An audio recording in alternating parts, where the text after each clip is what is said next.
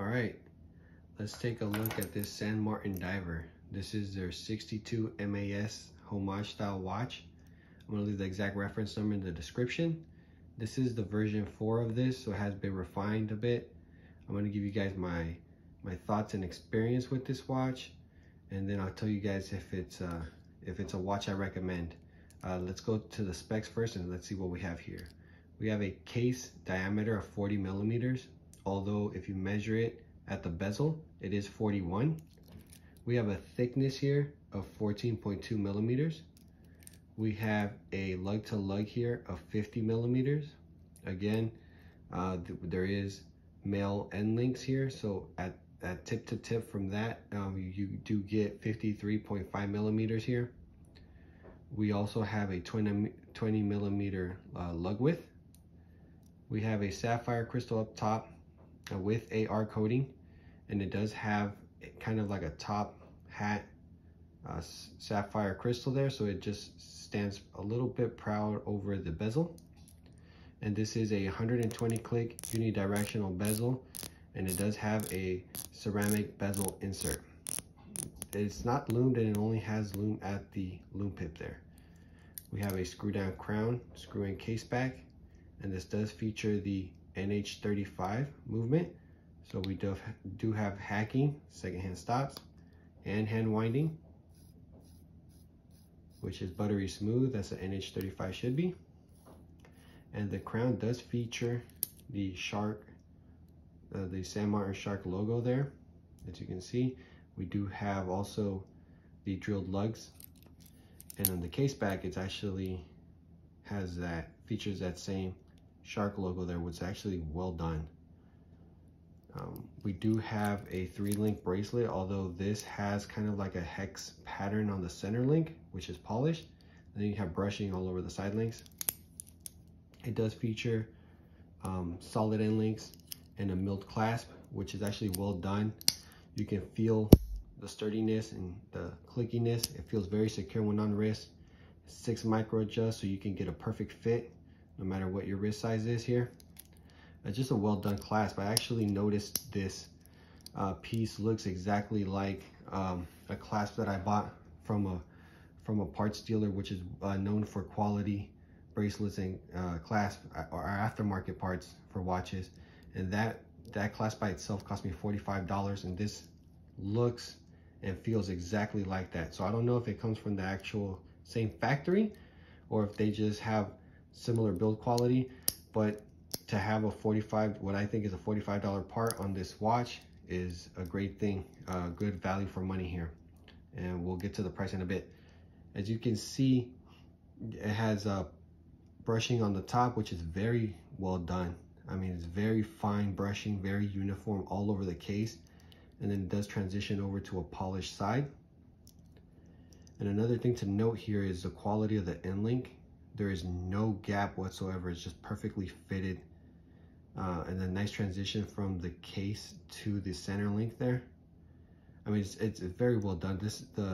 There's almost no wobble to the bracelet as well. I mean, this is kind of normal.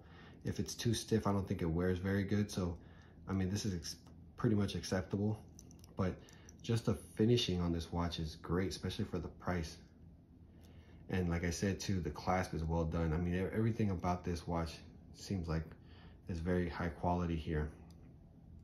I opted for an anthracite dial, gray anthracite. There is lots of loom all over the hands and indices, which we'll get to in a bit as well. These are currently available through San Martin's official website. They are currently listed for $258, and you can also pick these up on AliExpress for the San Martin as well. And they're on AliExpress, they listed for $255. You can switch back and forth and see which one offers you the best deal on the current day that you're purchasing it, because sometimes they will have a certain discount going on their official website, or sometimes they'll just have some type of sale promotion through the AliExpress website as well. So just take a look at both websites and see which one's the best deal on the day that you decide to purchase this.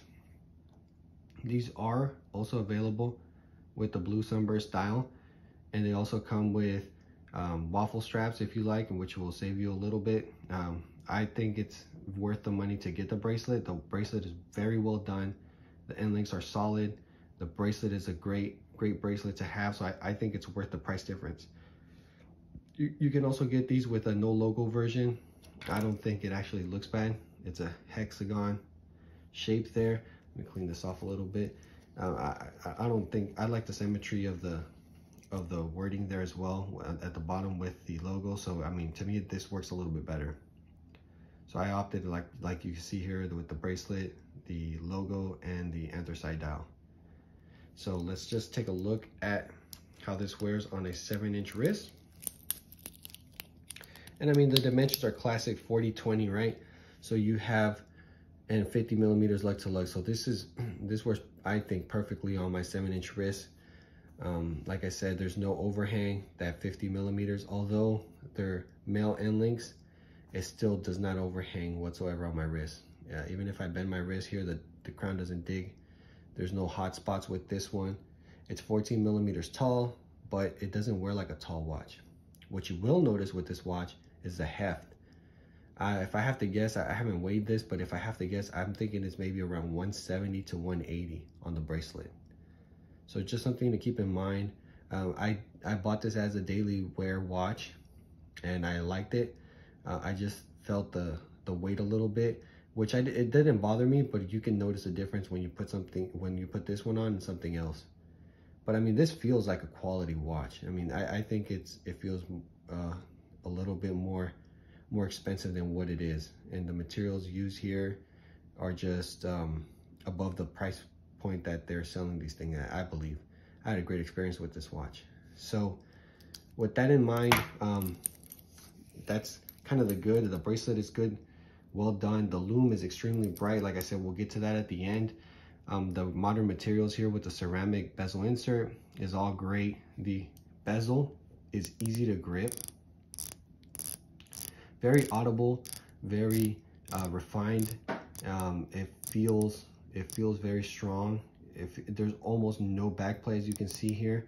There's some back play, but I mean, it's way better than some other known actual higher end brands, if you want to say it like that.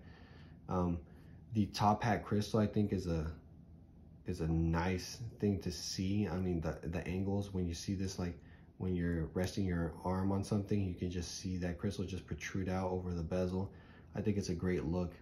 The anthracite gray dial are my personal favorite. I'm a sucker for white dials and anthracite gray dials. So to me, this was my everyday watch because I felt like this can go with anything. I had this on NATO straps, olive green NATO straps, leather NATO straps, brown NATO straps, black NATO straps. This goes on everything.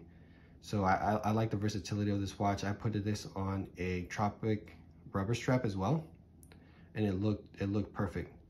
I like the fact that it doesn't have crown guards. It's playing off of it's the 62MAS, right? Basically, that's what they're copying here. But it's a great design, which kind of leads me to my next point here. The only reason why I'm not keeping this thing is because I liked it so much that it actually convinced me to pick up the Seiko, the MAS, not the reissue, but the new, what they're calling the 63MAS, which is a new interpretation of it.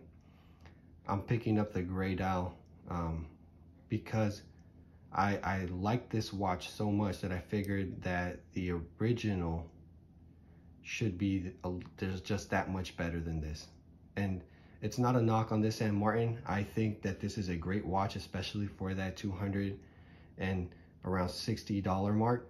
$260 I think is a great price for these. I think you get solid build quality. I think you get a great reliable movement with the NH35, which is nothing really to brag about nowadays because everybody's putting them in, but it's just a workhorse movement that if you have this as a daily wear watch, if something was to happen to it, you don't have to worry about repair costs, right? You can just switch out the movement if something goes wrong and just toss the old one out and put a new one in here and you should be good. So that's what I like about this watch. But what I loved about this was the versatility of this watch, and like I said, it just made me want to get the genuine article. So that's my next phase with this. I am going to let this one go, but not because it was bad in any way, shape, or form. It was that good that I have to get the Seiko and experience that. The anthracite dial is great. One of the things though that I have to mention is San Martin is not perfect, although they're pretty close to it. I have to say that I'm surprised what you can get for the money here. But let me try to show you. Let me move this out the way here. Maybe you can see that there in between the, what is that, the 4 o'clock and the 5 o'clock position. I'm trying to get there. There's a little shadow there in between the hands, and if you can see that, that's actually on the anthracite dial. So it seems like maybe there was some type of dust or a little scratch and they try to buff it out, but it looks like a shadow. You can only capture it on certain light, but it is there. So they're not immune to mistakes or errors on their dial. It doesn't bother me much because, like I said, you can't really see it. Only there it goes right there between the 4 and the 5. Second hand is over it right now, and then it'll clear it. So it looks like a kind of like a scratch or a scuff on the dial itself. Like I said, it doesn't really bother me much because you can barely see it, but in kind of low light and certain angles, you can see that it looks kind of like a shadow. But besides that, this watch is, I think, a great daily wear. Like I said, the only reason why I'm letting this go is because it was that good that I have to try the genuine 63MAS, what they're calling. Let me show you guys the lume here, and this is actually another, I mean, this watch is great all around, but this is just one of the actual highlights of this watch. If you even compare this to a regular Seiko, this blows those regular Seikos out of the water. It actually, I think, keeps up with my Seiko Tuna. I think the Seiko Tuna outlasted by a little bit, but the initial intensity, I think this is actually even brighter than that. So you can see it's already glowing, but let me turn off the lights and show you guys the real magic. As you can tell too, I only blasted it with the light for just a couple of seconds there, and you can see that the lume actually reflects on the top hat crystal. So very strong lume. It will last you all night. The quality is here. This is a great watch, I think, especially for the price. A lot of people do like San Martin, and now I understand why. I mean, they build a quality watch here. Let me know what you guys think about this watch in particular if you own it. Let me know what you guys think of Homage watches. I know that's kind of a touchy subject for some. I don't personally mind Homage watches. I'm kind of at a different point in my watch collecting journey, but this one was worth it, and it just made me realize how good I think the actual 62MAS or 63MAS would be. So that's my next stop with this particular watch. All right, I'll catch you guys on the next one.